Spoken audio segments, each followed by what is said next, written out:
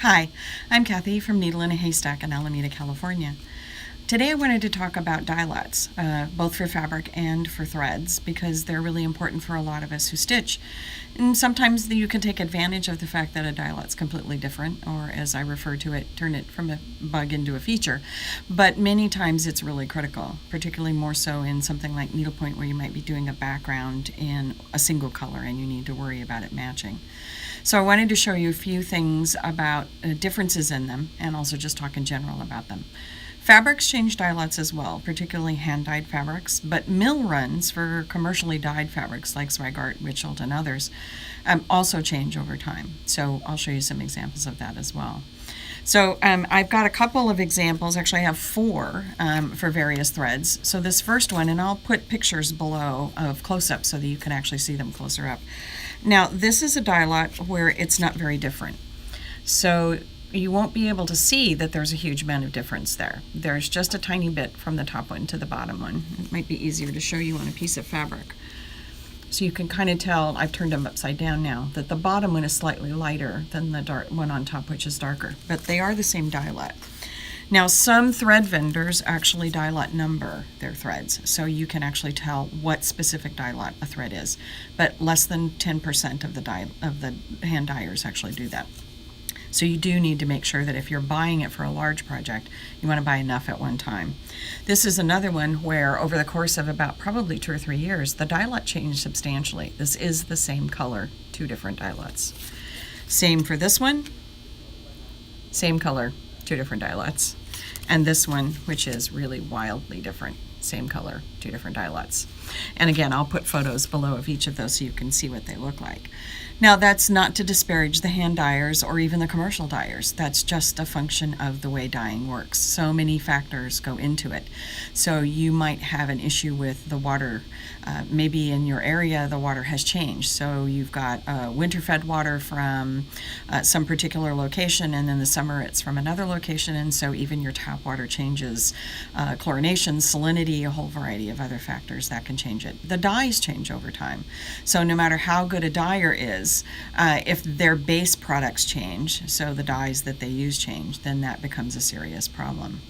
And they try their best to make things match, but it's just pretty much impossible. So if you compare, for example, the grays in the 415 range from DMC from 20 years ago to the ones produced today, they don't even look remotely close. Part of that is the EU enacted EPA style regulations probably about, I think, 15 years ago that changed the way they dyed and the dyes they used. And so that made a really big impact in what the color looks like.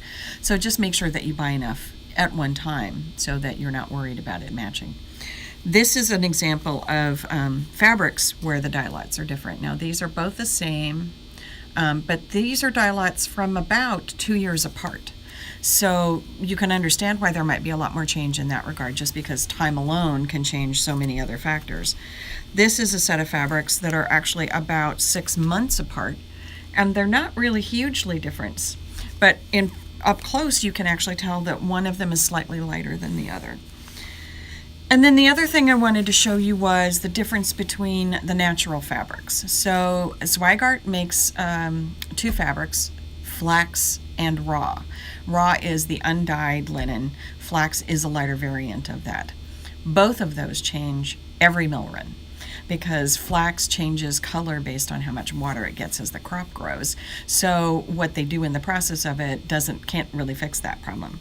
So they will change over time, so don't worry about that. If you fell in love with a dyelot or a mill run of a particular fabric, find out whether or not your shop can actually get more of it fairly close to when you bought it, because a year or two later that might not be possible.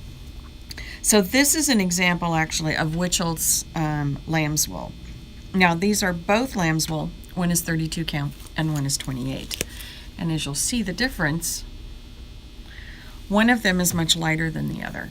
Now, they were not milled at the same time. They were probably not milled with the same base threads. So there's going to be a difference between them. So even with the natural colors, they're going to be completely different. And then this is just in comparison so you understand the difference between natural brown in Wichelt would be what Zweigart calls raw, and lamb's wool would be what Zweigart calls flax. So if you or trying to find something. That's sometimes the terms that the designers will use. So these are both, the one on top is actually the natural brown, the one on the bottom is lamb's wool. Lamb's wool is typically a lot lighter than that, which was why I was showing you the difference.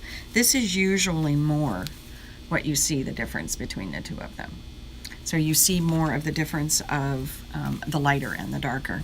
And then this is the difference between Zweigart's raw and Zweigart's flax. So you can see that there's quite a bit of difference between the two of them. And again, I'll show you close-up photos below, because it's kind of hard to see that when I'm actually hanging it up in midair. So that's just a quick tour of Dyelots. If you have any questions, be sure to ask the shop owner that you're dealing with about whether or not you actually can get enough in a single Dyelot. So if you're doing a really large piece, you might need 5 or 10 skeins of something. They can special order them and ask the dyer or the company that provides them to actually send them to you in a single Dyelot. And again, most companies do not Dyelots number their threads. No one Dyelots numbers their fabrics. So it's up to us, it's up to you and up to the shop owner that you're dealing with to try to make sure that you can get as close as you can to what you're after. We recommend, if you're trying to match an old Dyelot, that you send a sample. So if you're asking us to match something that you've had for 5 or 10 years, we know the Dyelot's going to have changed. But if you send us a sample of the item, of whether it's a fabric or whether it's a thread, we'll do our best to see whether or not something that's in production today is actually going to be kind of close to it. But if you have any questions, just contact us at the shop. The links are below, and we hope that you'll join us in the future for another video. Happy stitching!